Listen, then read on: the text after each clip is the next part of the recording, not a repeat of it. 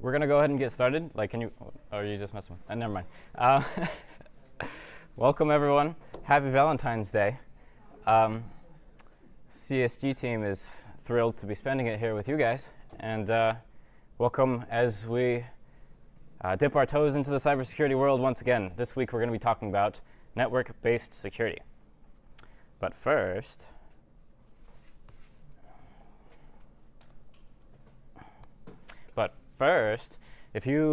here's how you get in touch with us. So if you're interested in joining our mailing list, please add a check next to add to mailing list on our sign-in sheet. Side note, if you haven't signed in, please sign in. It helps us a bunch.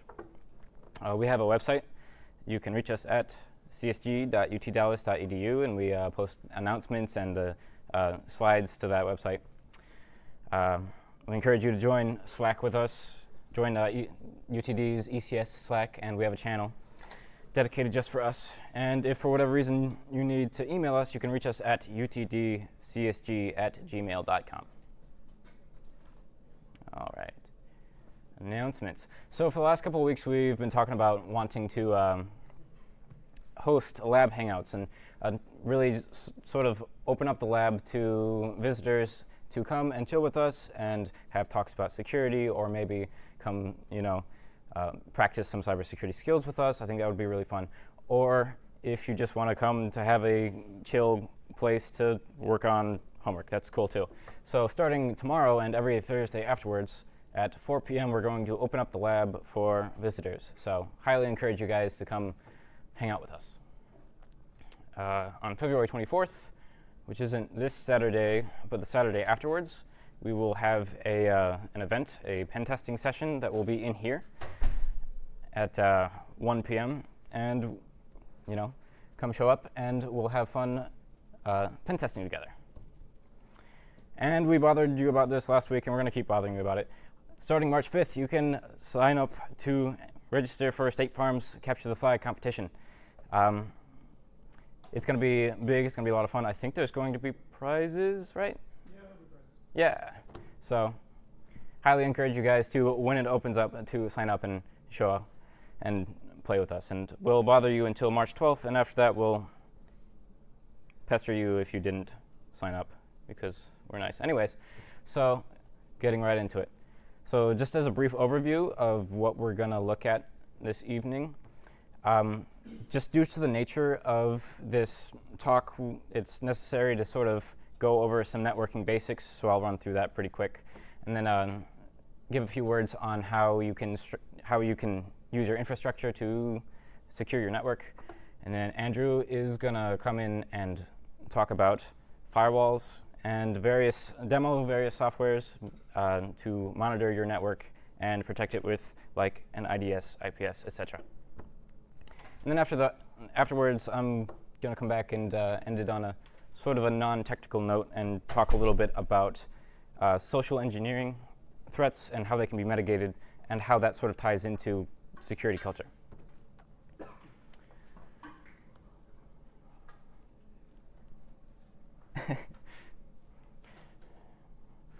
Sorry. So networking overview, a quick overview of the basics. So I'm going to sort of go a little bit quick through this because I'm assuming that a lot of you guys are pretty familiar with a lot of these terms. If you're not, and if I'm going too fast, just yell at me. So first of all, LAN, local area network. I'm sure you guys are familiar with the term. You got all of your machines that are near you, and they connect together, and they can talk to each other. And even if they're not connected to the internet, your local area network you can talk to other machines on your network. And then routing packets, that bullet point, what I really want to get across is the idea that it's more efficient to route information if you chop it up into packets, smaller pieces. So even if you're, sending somebody a huge 1 gigabyte image of your hardware, it will still get chopped up into packets in order to get routed to whoever you're sending it to. Routers, I'm sure you're familiar with them.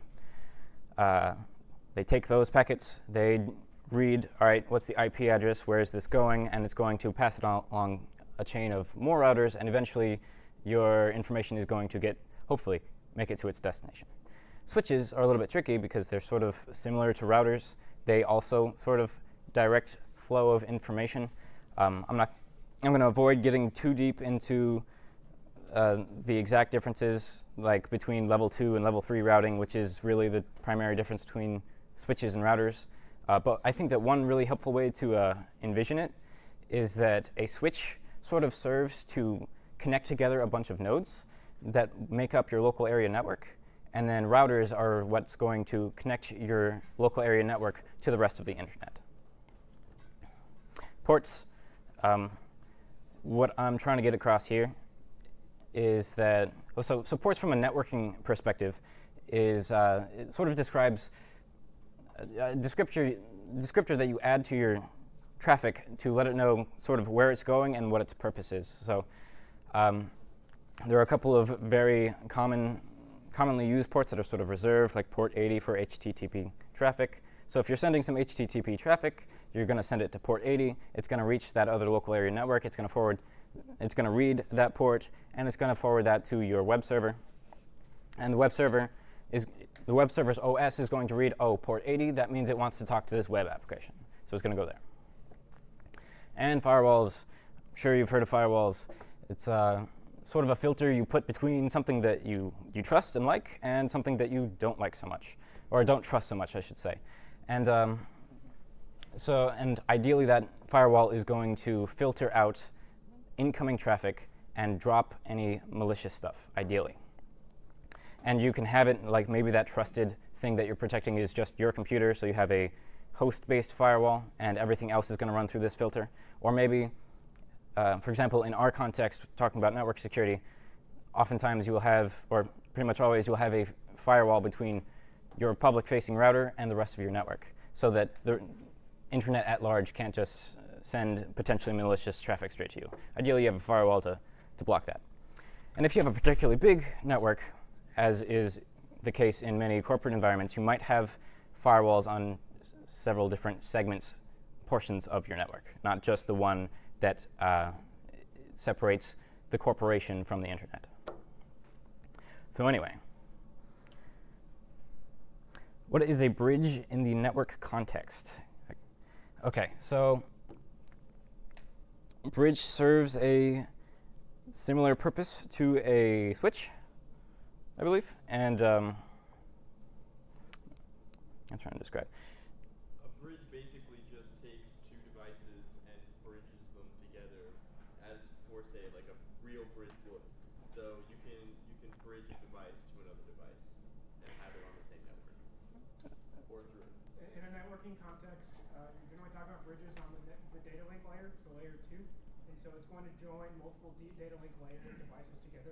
A switch is an example of a learning bridge. Thank you. So just to reiterate for the stream, and to put it in other words, bridge is sort of like a less high-tech switch. It serves as a similar purpose in connecting multiple devices on the data link layer, or layer 2 of the OSI model. And a switch does that can do that with a larger number of devices. All right. If there are no other questions, I'm going to continue to infrastructure. Oh, never mind. So this picture, handy-dandy image here to sort of show an example of a very small network. So you've got your router and the modem, which connect to the internet at large. And after your router, you're going to have that firewall that filters incoming traffic to make sure that the internet at large and Russian hackers and stuff aren't able to send malicious traffic to you. Or they will try, and hopefully the firewall will filter it out. So then you have that network switch, which again is sort of serving as a device to connect all of these other little nodes to the same local area network. And in sort of like a small home office sort of deal, you might actually see all of these devices combined into one little device. It looks like generally your home wireless router serves all three of these purposes. But as you get into like the corporate world, things scale up, and you might actually have, and you will likely have like the switch and the router are going to be two different machines. All right, so infrastructure. So before we continue on into sort of high-level applications and demos that Andrew is going to do for us, I wanted to have a few words about what you can do on sort of a lower level with your infrastructure. So first protocol that I wanted to mention is 802.1x, or authentication over Ethernet. So when you connect to a wireless router, it generally is going to ask you for a username and password. And that sort of makes sense to us. You only want people on you only want to give your Wi-Fi to people that you know. But 802.1x, specifically over Ethernet, it's applying that same authentication protocol over Ethernet. And Ethernet, it's just a wire. It's that fancy plug that you put in the wall, and hopefully now you have internet access. Or if you live in UV like I do, you curse UV for the lack of internet access. Anyways, so what is the purpose of adding this authentication step to the port on the wall? It might seem a little bit silly at first, but sort of, if you think about it from an attacker's perspective, maybe a penetration tester's perspective, they might be assessing the security. They might be assessing the security of a client, and maybe they're walking around in the lobby where the client might have regular guests, and they have one of those, and they have an Ethernet port just available on the wall. Anyone who connects to that Ethernet port has already gained access to their local area network. Hopefully they have some other stuff. Hopefully they've segmented that part off from the rest of the network, but who's to say that that's the case? So adding authentication adds a little extra security from somebody just walking up and plugging straight into your network. A not too terribly uncommon practice would be to sort of, if you're really sneaky, if you're a really good pen tester, is to remove the cover on that Ethernet port and just sort of install a little computer, like maybe a little Raspberry device that connects straight to that Ethernet port, and install the cover back over that port, and it looks completely inconspicuous, and you have a persistent machine that's connected to the network. Super dangerous. You don't want that. And even if you are, you might say, well, if you don't suck at security, you're not going to have just loose Ethernet ports everywhere. And that's fair. But it's also possible that maybe your lobby has that one phone that nobody ever uses, but is there to look professional and nice. Somebody could theoretically just come by, unplug that phone, plug in whatever they want, and bam, network access. We don't want that. So authenticating with 802.1x over Ethernet could help solve that sort of problem. So if you want to go even more hardcore and paranoid, you can look at IPsec. And now IPsec is a protocol that offers a number of different functions. It can serve to authenticate, and it can also serve to encrypt traffic over a network. In our context, what I'm really looking at is encrypting traffic across your network. So theoretically, if someone was super hardcore, maybe they're working for that client, and the client has 802.1x authentication. Maybe there is some point on the facility where they can tap the Ethernet cord. Not unheard of. And if they were to do that, they could, very easily snatch credentials. 802.1x could be circumvented, and bad things could happen. IPsec can be used to encrypt packets and frames within a network. So they could try. So even if they had a physical tap on your wire, they won't be able to get anything. Now, VLAN segmentation. So VLAN, V stands for virtual, so virtual LAN. Essentially, the idea is that you have a decently nice switch.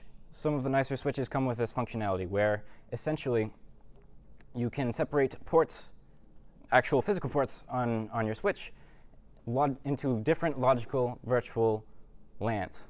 So in essence, you can segment off everything that's connected to that switch into different logical local area networks. And so why would you want that? That means that if you're connected to one of the virtual LANs on this switch, you do not have local area network access to the other virtual LANs because they are effectively different local area networks. So you're sort of segmenting your network into different purposes. So you don't really want your super mission critical stuff on the same network as the guest internet. So VLANs can be used to segment off. So even if one portion of the network gets compromised, it doesn't mean the whole thing comes tumbling down. But there are a couple of attacks to circumvent the function of VLANs, and these attacks are generally referred to as VLAN hopping. And the idea is to attempt to send traffic or receive traffic from other virtual LANs on your switch. So jump out of your VLAN and be able to see all of the other VLANs. There are two general ways that this is done.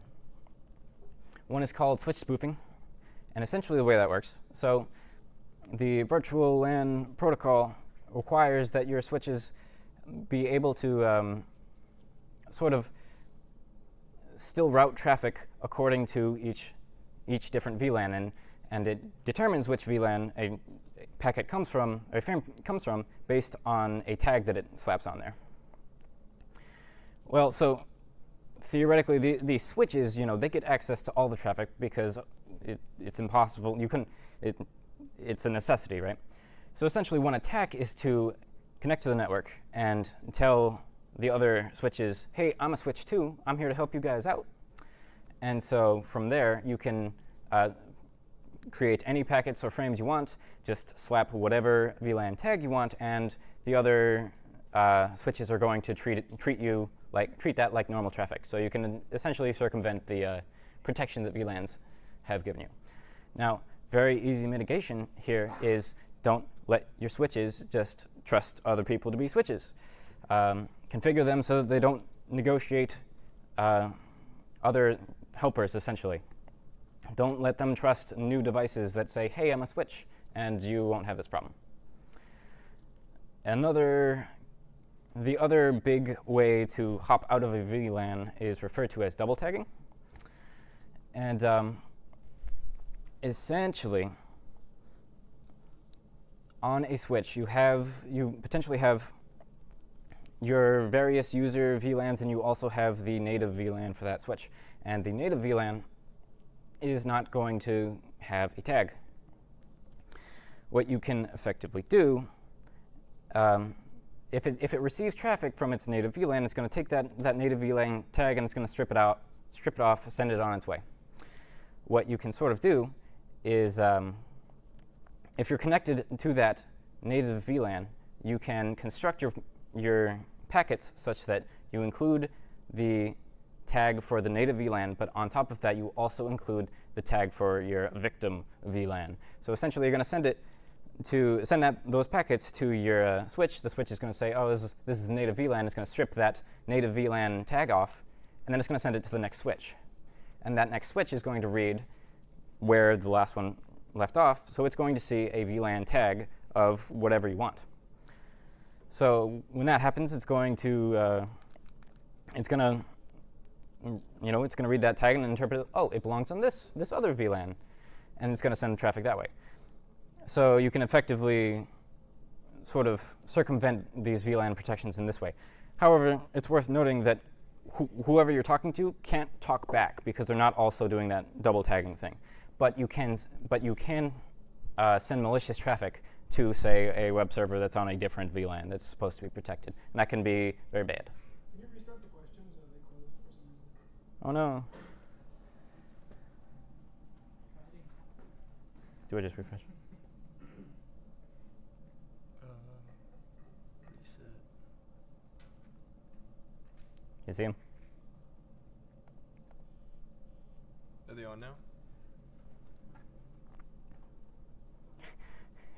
No? You have to start in his head. Wonderful. So just quit out of this. Andrew doesn't trust me to touch his computer anymore, so I don't know why.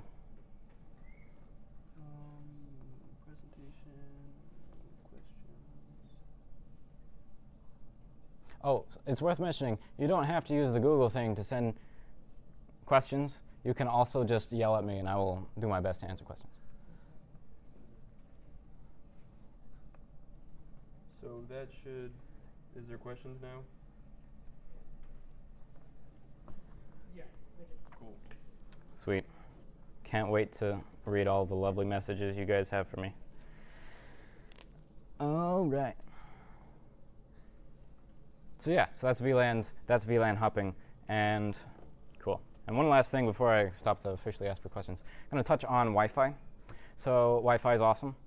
I love Wi-Fi. You know, we all do. Very convenient. However, the introduction of Wi-Fi brought some new challenges to information security, network security in particular. So normally, with your Ethernet cord, you've got those signals going back and forth on a wire. Theoretically, they can be tapped, but that's sort of a pain to do. On the other hand, Wi-Fi is rather than sending electrical signals on a wire, it's sending radio signals over the air. So essentially, anyone with an antenna has more or less sort of tapped into your network. True. So it brought some new challenges, and so some new technologies were created in order to address those challenges. Your Wi-Fi, your traffic is generally encrypted, and there is a authentication mechanism like 802.1x that's used over Wi-Fi. Oh, yes, you can see there's a link to the UT Dallas OIT, how to the comment net. And you most likely saw this like your first day freshman year and you did that stuff. Or if you're like some of the friends I know, you got sick of like UTD guest in sophomore year and finally, you know, went through that process. And so that's what they touch on is essentially this Wi-Fi security infrastructure stuff. So, for example, I believe UT Dallas uses PEAP, P-E-A-P, which Protected Extensible Authentication Protocol, and in short, it uses some a authentication mechanism. I think in UTD's case, they use MS-CHAP, and then they encrypt their traffic, which is good. So, just a few notes on Wi-Fi that you probably already know. Don't use WEP, don't use WPS, don't use WPA, and do use WPA2 until WPA3 gets popular, and ditch WPA2. So somebody asks, how widespread is WPA3 right now? I don't know. Yeah, so not common yet. You want to explain what WPA, WEP, and WPS is? Sure. So WEP, WPA, and WPA2 are a couple different iterations of that technology that was meant to solve the problem of, oh, basically everyone with an antenna has tapped into your network. And that is to say, they are encryption standards to make sure that you can send radio waves to everyone and only one person is going to understand them. And in short, WEP was the first standard that was created. It is outdated and very insecure and very easy to crack, so don't use it. WPA, I actually don't know as many details about WPA, what the changes were from 1 to 2, but also outdated and upgraded to WPA2, which up until recently we all thought was like super awesome, but you guys have probably heard about that new exploit that came out a couple months ago. So WPA3 is coming out to address that. WPS is not a encryption standard like those other ones. It stands for Wi-Fi Protected Setup, and it is to help old people set up their routers, and it is brute forceable, so you shouldn't use it. Are you satisfied? I'm satisfied. Okay, cool. All right. So I think now I'm gonna pass the mic off. Oh, actually, I should read these questions first. My bad, guys, letting you guys down. Is PEAP WPA2 vulnerable to crack? Crack is the new crack is the new vulnerability that came out against WPA2? And that's actually a good question, because my understanding of crack was that it might actually only apply to the personal shared key model, but I'm not for certain. Crack is not as like good as many people like. It's not as like exploitable on networks as people think it is. You have to have a lot of the information about the network, and it takes a lot of time to crack that specific portion that it's using. So WPA3 basically what it does, and it doesn't let a user get in between the connection between the router and the person that wants to connect to it. As far as it's like that's like the simplest explanation I can go without going into what crack is, and that would take a very long time. But PEEP versus like personal shared key, do you know if it makes a difference? I think that I think that's the that's what WPA, the standard, basically said to use in order to fight crack. So Yeah. Okay. I wasn't sure. But I'm pretty sure that PEEP helps defend against crack, but that's a very tentative answer. I'm going to Google that as soon as I go sit down, and maybe I'll get back to you. Isn't WPA2 vulnerable? Yes, it is. What if old gaming systems can only connect online via web? Well, then get hacked, man. I heard WPA3 is vulnerable to crack, so what should be? WPA2 Enterprise is vulnerable to crack. yeah. Oh. It's an attack of the underlying encryption, not the authentication. Oh, okay. There's your answer. Thank you. So reiterating for the stream, so that I don't give bad information to people and they don't sue me for getting, hacked. PEEP does not protect you from crack. So when WPA3 comes out, use it. Somebody says, I heard WPA3 is vulnerable to crack, so what should be the alternative? Wired. Just a really long wire. Yeah. A very, very long wire. That's, I don't know of other alternatives other than that, sorry. Chances of someone trying to use crack on your Wi-Fi are very slim. It's also patched. Like, to clarify, that was a client-side vulnerability that no longer exists if you're up to date. Yeah. So we're good. Yeah. Wire, a galvan oscilloscope can like, If you want to be that secure, then don't use the internet. Yeah. Get like tin cans with the So you copper go to wire the between library, them. you download like the latest intel of everything on every website, and then you go home and you browse locally. That's what you do. Oh, someone in the stream suggests that if you're required to use WEP, you can put it in a separate VLAN.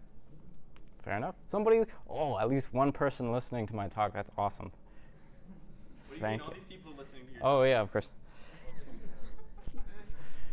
All right, I'm gonna pass the mic to my boy Andrew, and he's gonna talk about firewalls. RIP headphone users.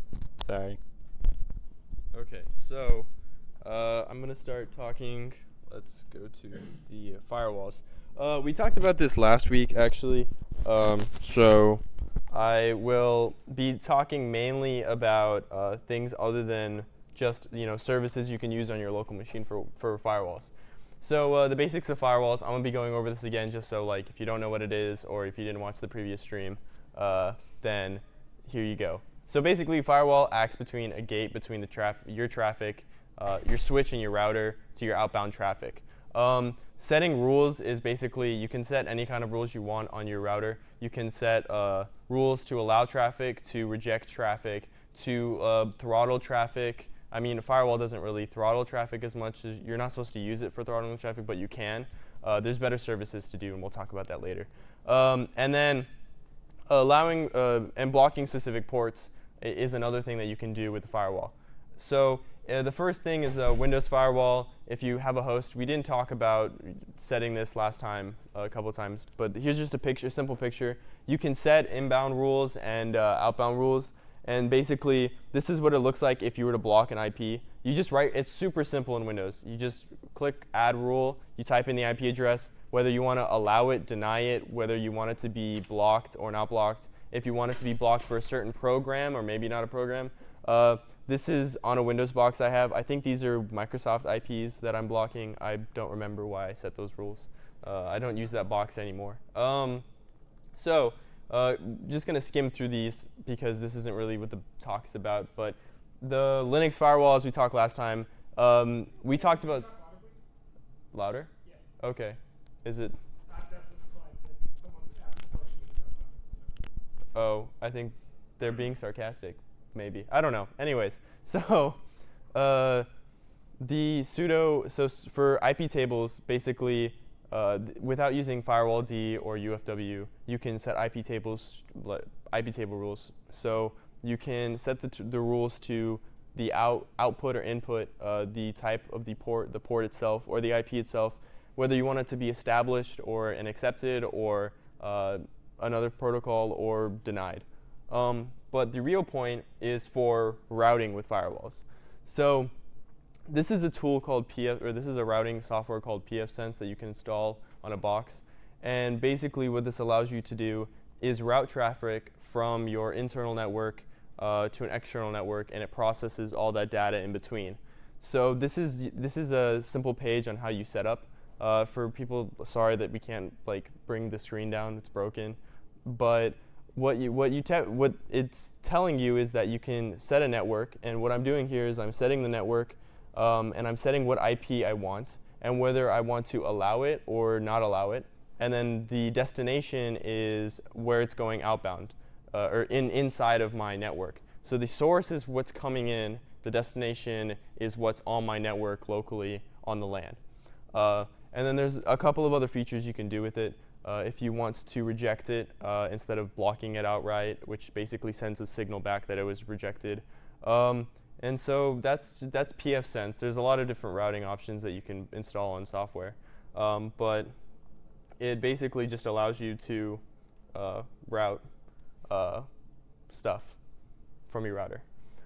So with pfSense, there's a great thing that you can do, network monitoring. And so you can monitor a lot of things on your network. You can monitor performance. And you might ask, well, what's performance monitoring really have to do with security? If someone's using your box at 1 a.m. and you're sleeping, chances are someone's on your box that's not supposed to be. So you can basically track usage of CPU, your hard drive, your network usage, and there's actually a lot more you can do with your network usage, and specifically to see if someone is using your box when traffic is not supposed to be used on your box. So last semester when we talked about penetration testing, we talked about how you want to try to hide your traffic in with other people's traffic. Well, this is the reason, because if I'm breaking into a place and they have this set up and I try to break in at 2 a.m., they're going to see that someone from an IP address is breaking in at 2 a.m. and using their equipment. So this is a traffic shaper on pfSense. You can basically select whether you want it to shape traffic on all of your WAN or on just certain computers on the LAN. So if you enable this, basically you're allowing it to set a bandwidth for that specific LAN group. And this was running in a virtual machine, so I didn't have multiple LANs set up. But let's say I had LAN 1, LAN 2, LAN 3. And I wanted LAN 1 to be my teachers, and LAN 2 to be my students, and LAN 3 to be IT people. I could give the IT people in the internal network, or if I was IT, I'd give them unlimited bandwidth. The teachers get a little bit more bandwidth, like 25 kilobits per second. And the students get like 100 kilobits per second because they're students, and that's what we get. So that's what traffic shaping does. You can manipulate the traffic that's coming in and outbound to a certain degree. And it's good because you don't want someone on the network itself to try to break into another part of the network. It slows them down. It's not necessarily a security measure, but it is like a hassle if someone were to break in. So packet monitoring. Everyone's heard, not everyone, but most people have heard the tool Wireshark that lets you monitor packets being sent in and out on your local computer. This is good because you can see what your computer is sending out and what your computer is bringing in. But if you want to do this on a network level, you can use a traffic graph or a lot of different graphs on pfSense itself. In a minute, I'll show you pfSense and just kind of go through it really quickly. But this is one of the graphs it shows. So you can see here the amount of, on the WAN network, what's coming in and what's coming out. It's very small amounts because, again, this is I just try to create a little bit of traffic, but this is running on a VM that doesn't have any boxes connected to it. So you can basically see what traffic and what time at one time was going in and out. And that's a part of the performance monitoring, is seeing what traffic was being put when. And so you can see if that's usual traffic or that's unusual traffic. So someone asked, what is traffic shaping? So if I go back to traffic shaping, I'll try to explain this a little bit with less technical terms, I guess. Traffic shaping just lets you take the traffic that's coming in and out of a computer or your network. Preferably, you're shaping traffic for your network, so you have general rules. It lets you take that traffic, and it lets you limit how much is being put into the network and taken out of the network, how much upload and download you're getting. Traffic shaping can also be whether that person can have usage during certain times of the day. It's just a policy put in place to allow a user to, instead of just simply going to any website they want with however much bandwidth they want on whatever time they want, it lets you shape that traffic a little bit. The word shaping is really well used in this term. I don't see any more questions. So continuing on, there's intrusion detection systems. And this can be put in your routing solution. So if you have Snort or Saracata, which we'll talk about in a minute, these basically allow you to detect traffic and what it's doing. So instead of you just seeing a graph with 100 kilobits or 100 megabytes or 50 megabytes coming in and out of your network, you can actually see what those packets are doing. And because you can see what these packets are doing, you can set alerts up if you see malicious code or malicious activities. If someone's trying to nmap you, someone's trying to scan you or exploit you, if someone's putting in a shell outbound from an external IP you've never seen before, these alerts can really help in that. So before I get into IDSs and IPSs, I want to just quickly show you guys the different, or what pfSense looks like. So this is what pfSense looks like. It's a VM on my box, on VirtualBox. That's why it says the BIOS is VirtualBox. Typically, you'd want to implement this on a purpose-built box. So if you have an old computer that you can put a 10 gigabit Ethernet PCIe expansion slot on, you can turn that into a routing solution and then plug in all of your computers or all your switches into that routing solution. So if you wanted to do that at home, that's what you do. I believe Nick has a specific routing solution that he uses, or like a box. What is it, APU2? Yeah, it's PC Engine's APU2. Yeah, so PC Engine has boxes that you can download and put download more RAM, guys. So you can buy these boxes and put pfSense or any type of routing solution on, and you can use that as your purpose-built router instead of using whatever router Comcast gives you or buying one from Amazon or Best Buy or something. Yeah, mine's like it's a 6-inch by 6-inch box. It's got 3 gigabit NICs on it, 4 gigs of RAM, and it's an x86 64-bit box, so you have full install on it. Pretty nice. Yeah. Would recommend. Yeah, I would recommend to. I don't have one, but I plan on buying one soon. So this is pfSense.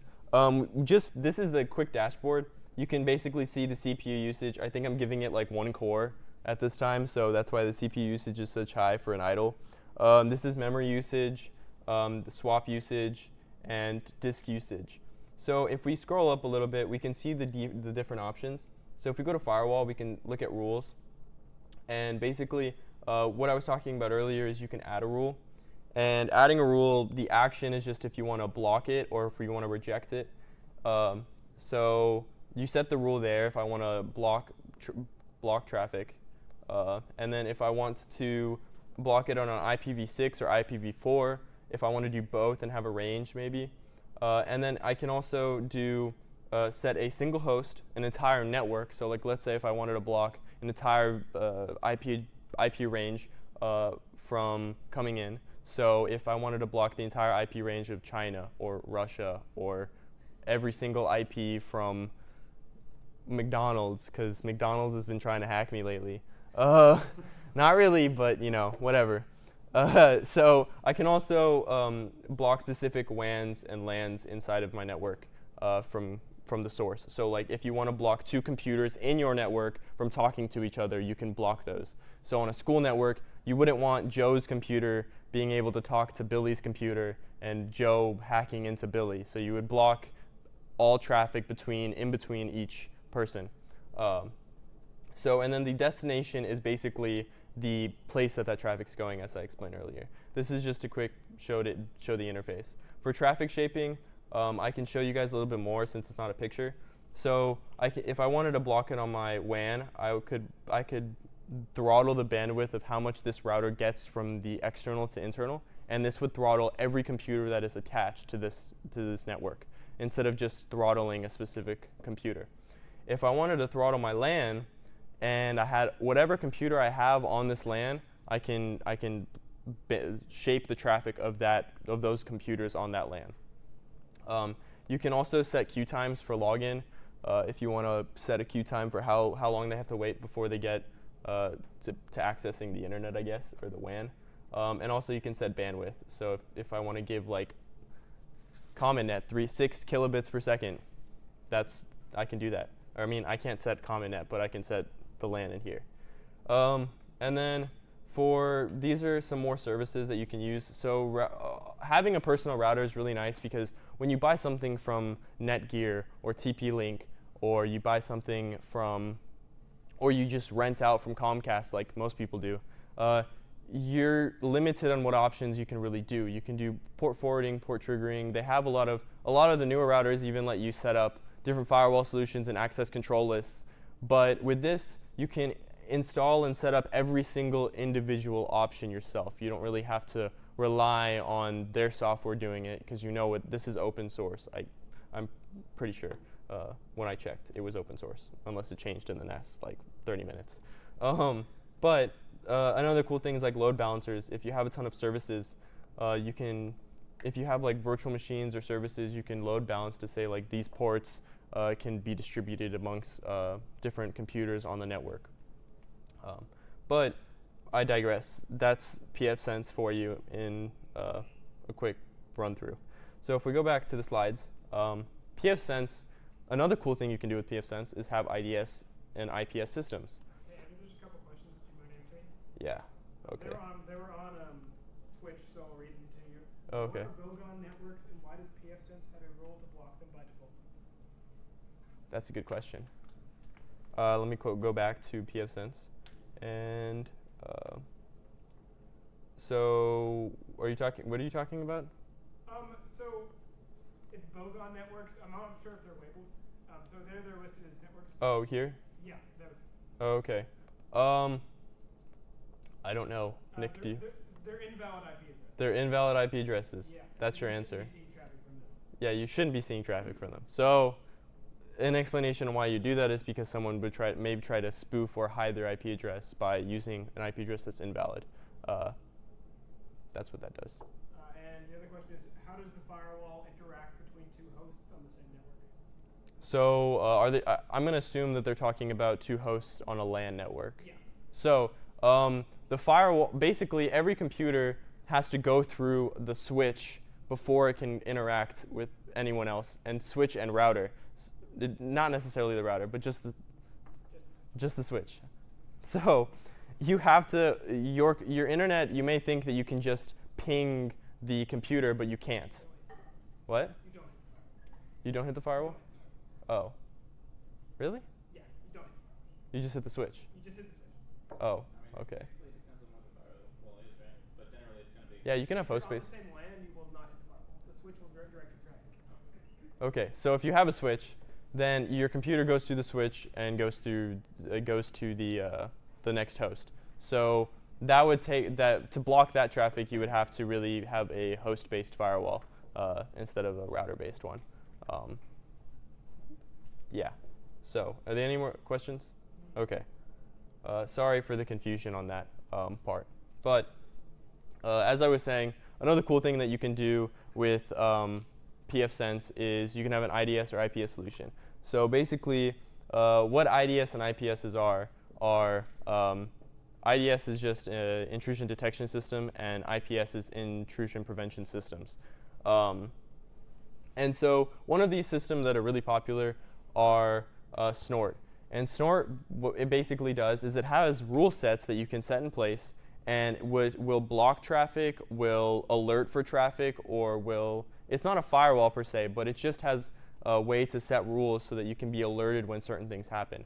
An IDS system, when it means it's detecting it, it's just telling you whether the packet itself has a certain key string in it.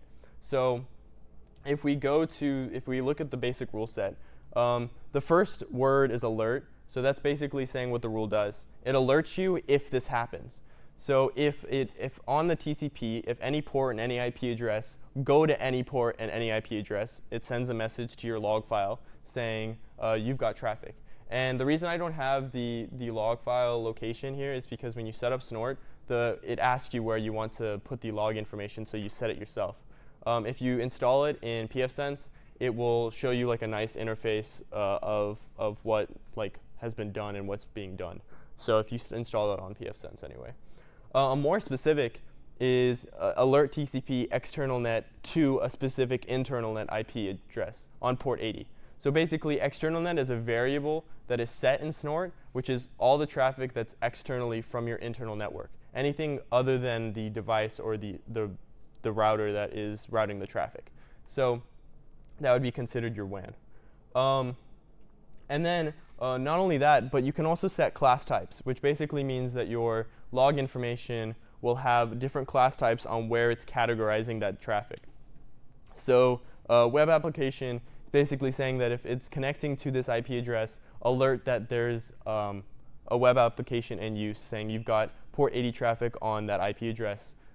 And that's what the class type is for. It's really helpful if you have a lot of different class types, because I'm going to show you a rules file that has very long words to it, and it's nice to have a class type.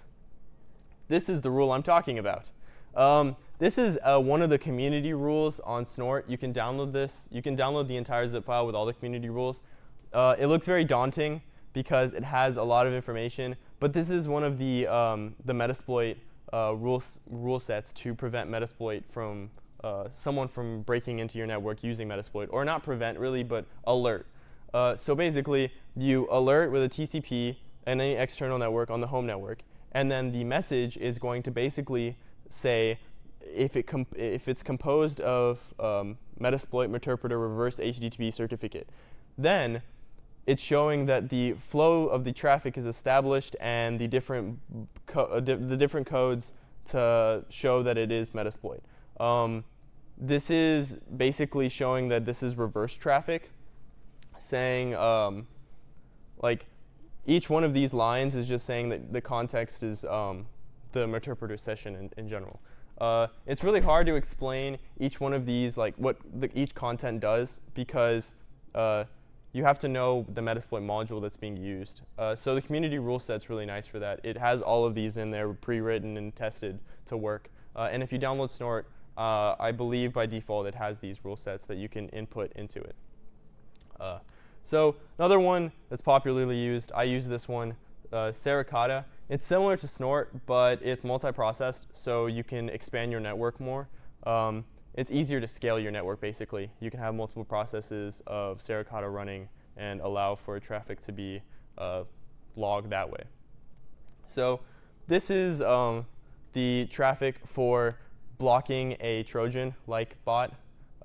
This is not, I didn't create this. This is from this website, from the Redmine wiki. Basically, what it does is this drops traffic from the home net to an external IP address, so a reverse shell per se. And it's basically blocking it from the server content NIC. And the class type is Trojan activity.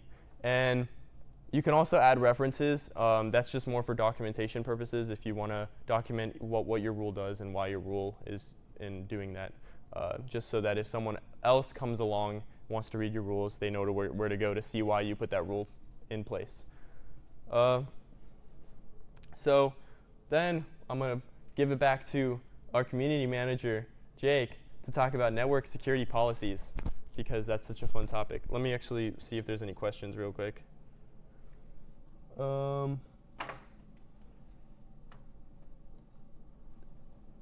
OK, so someone asked what is Meterpreter. It's pronounced pronounced Meterpreter. Meterpreter is the shell that Metasploit uses, which is a hacking tool that allows you to Meterpreter is basically the shell instead of bash, where it gives you a lot more options and tools inside of Metasploit. And if you use the Metasploit module, you most likely will have a Meterpreter shell on the box. And it sends a specific stream of data that allows you to catch that data per se. Can you explain the difference between host IDS and network IDS again? Okay, so host IDS is basically when on your host box, all the traffic that's coming in and out on that specific one box. And then a network IDS or IPS is basically set up on the routing solution that's logging all the traffic coming into the network and out of the network for any box on that network, on the local area network, connecting to any box on the wide area network. And I don't think I explained this, but your wide area network doesn't necessarily have to be your internet. Your wide area network could just be a connection to another router. A lot of bigger networks have multiple routers where they have a router for a building that connects to a more centralized routing solution. So every building connects to that one router. So WAN doesn't necessarily mean the internet. It just means your wide area network, as Jake explained. What is the difference between blocked and rejected rules for a firewall? So Nick's smiling because he doesn't think I know the answer to this. And I don't know the answer to this. This is what I think it is. I could be wrong. Correct me if I'm wrong. But blocked basically stops the traffic in its feet, and rejected sends a signal back saying that the traffic is rejected. And by Nick nodding his head, that means I'm right, so he can laugh his way home.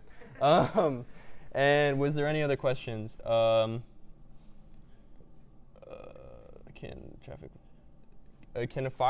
I firewall traffic from the same subnet or VLAN? Rather the firewall traffic between two hosts on the same network.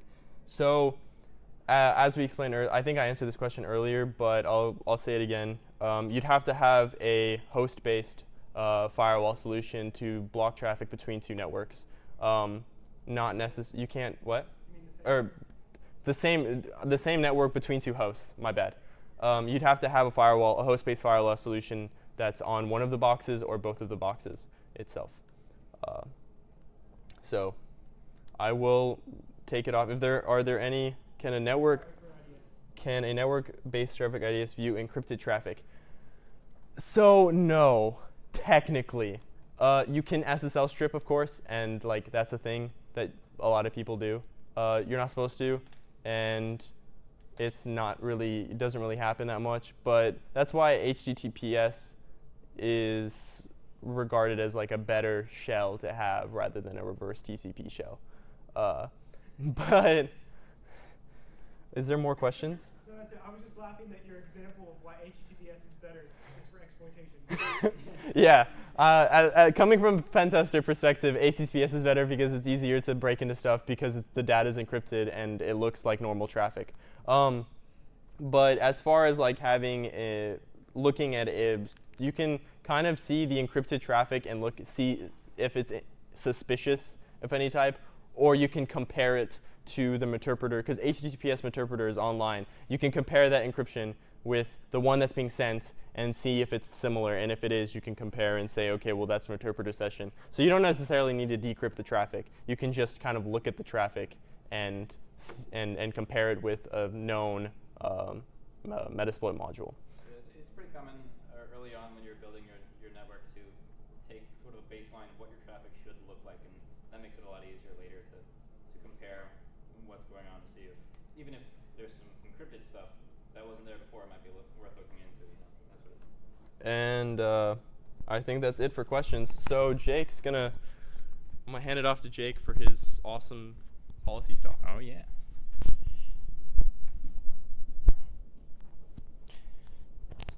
It's your boy. All right, so I actually don't plan, this is deceptively named because I don't plan on boring you guys with gritty details about how to develop a comprehensive network security policy for your company. So really what I want to touch more on is, touch on more is like security culture and how it's going to affect social engineering threats. So what do I mean by security culture? Well, I'm going to tell you guys a story. So say there's a company and they're trying to make a secure network, and they've got the big IT boss man, or maybe like a security consultant or a penetration tester, and he's running down his list. He's making sure that this network is extra super secure. He's got his IDS, he's got the firewalls configured all nice. He's using IPsec and 802.1x on his Ethernet ports. Everything's good. But then one day, Olga from accounting gets a phone call from the county password inspector, right? And the county password inspector is like, hey, I really need to make sure that your password's secure. So she's like, oh, okay, my password is 12345. And the password inspector's like, Gucci, that's a perfect password. Please don't change it. And or maybe a phishing email got passed through some filters. Maybe she let a guest onto the facility without escorting them, or maybe she did escort them and the guest saw her password on a sticky note on her computer. You guys see where this is going. And all of that time and money that Mr. Security Consultant Professional Man put into securing the network is for naught.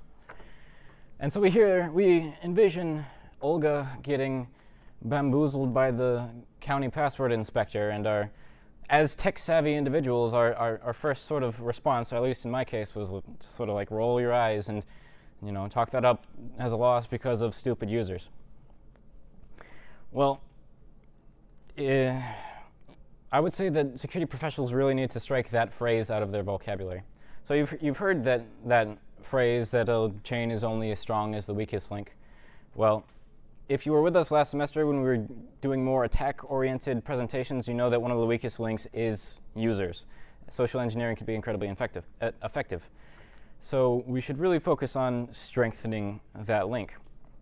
And to do that, I would purport that we need to change the sort of security culture and not call our users stupid, not make them dread having to deal with IT. What you really want to do is make users a part of your security team. Don't just encourage them to speak up when something is new and weird.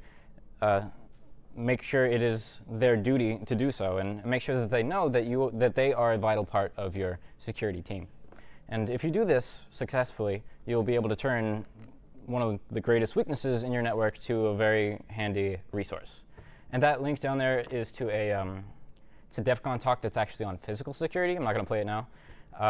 But I figured I'd link it because it ties in with social engineering, and also I drew a decent amount of inspiration from this video, and it's also very entertaining. I think it's called Steal Everything, Kill Everyone, Cause Total Mayhem. I highly recommend it. We'll link it in the Slack, and after this, you should check it out if you get the time. But yeah, that's about all I have. If you guys have any questions, I'm going to read through these too, but if you have any questions.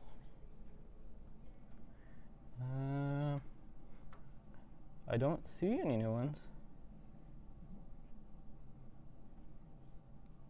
Yeah, no?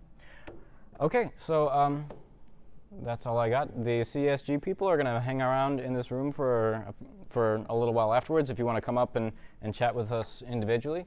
If not, thanks for coming, and enjoy the rest of your Valentine's evening.